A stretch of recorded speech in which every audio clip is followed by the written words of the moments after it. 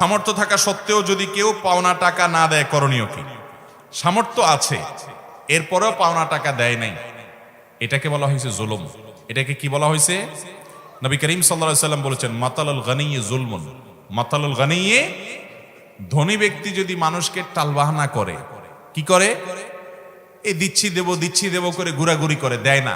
তারা আছে পকেটে কিন্তু দেয় না। আছে না এরকম কিছু ছেসরা কিসিমের মানুষ? আছে না? পকেটে 500 টাকার নোট আছে, দোকানে 100 টাকা বাকি করছে, দেয় না, ওইটা ভাঙলে শেষ হয়ে যাবে। আছে না? এই কৃপণ কখনো ভালো মানুষ হতে পারে না। কোন মুসলমান কখনো কৃপণ হতে পারে?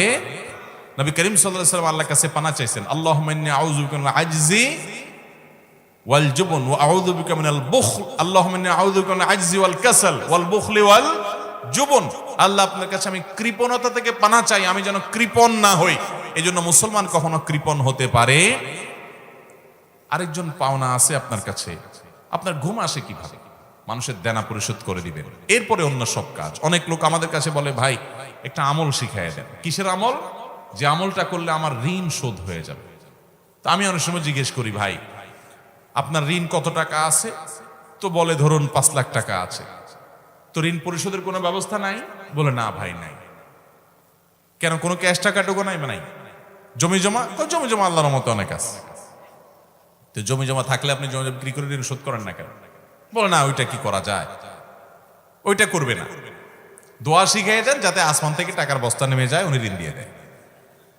এ হলো আমাদের মন মানসিকতা।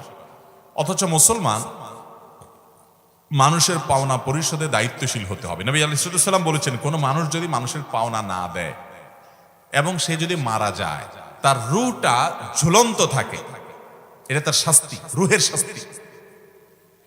এবং নবী করিম সাল্লাল্লাহু আলাইহি ওয়াসাল্লাম এই ধরনের মানুষ, তাদেরকে এই ধরনের কর্মকাণ্ড যাতে না করে সে ব্যাপারে উৎসাহিত করবার জন্য তাদের জানাজা উনি নিজে শামিল হতেন না। অন্যদেরকে বলতে, তোমরা জানাজা পড়ো।